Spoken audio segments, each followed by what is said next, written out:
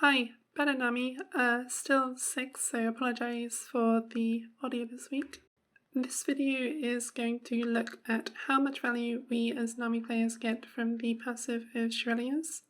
There's the notion that because Nami's passive gives a lot of upfront move speed, the soft cap which prevents move speed from reaching super high values greatly diminishes how much value we get from Shurelya's passive. In the interest of transparency, I myself am one of those people, and think the only reason to buy Shurelya's is the active. I've included Crown in the comparison since it is my preferred mythic, but I've tried to make this video as impartial as possible. I am human, we all have our biases, and anyone that tells you otherwise is lying to you or themselves. This video will not come to any conclusion about whether Shurelya's passive is worth it. That is for you to determine. We're going to just look at how much move speed we gain in three circumstances, both with and without boots. These circumstances are: we have Shurelya's, we have 35 AP, and we have an AP mythic like Crown. Unfortunately, we're going to have to look at some graphs and numbers. We'll look at examples of the move speed in slow motion so you can verify the numbers, and we do need to point out quickly how it seems the two buffs work. Shurelya's passive is a 20% move speed buff for 1.5 seconds, and Nami's passive is a flat amount of move speed which decays to 0 over the duration. This means that there is a tick of the game where Shurelya's will apply but Nami's passive doesn't, and this tick can either be before or after Nami's passive is applied.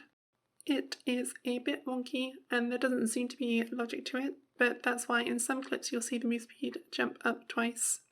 To cut down on runtime, on the left is the scenario without boots and on the right is with boots.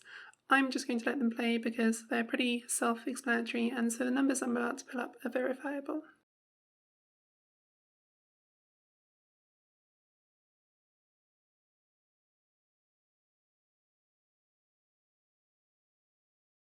Here are the graphs of the move speed over time and the difference in move speed over time. Based on these, we have several takeaways. Number one, there is the game tick where Shurelya's gives the 20% move speed where Nami's passive is not in effect, during which time we get almost 70 extra move speed, but this is very fleeting because it is for one tick or about 0.125 seconds. Number two, due to Nami passive decaying over the duration, but Shurelya's being constant and the interaction with movement speed soft caps, we get roughly 50 to 70 move speed when we have an equivalent amount of AP, or between 40 and 70 when we have an AP mythic such as Crown.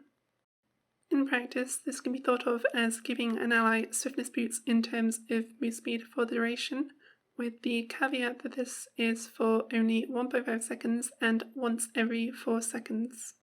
As I said in the intro, it is for you to decide whether or not this is meaningful.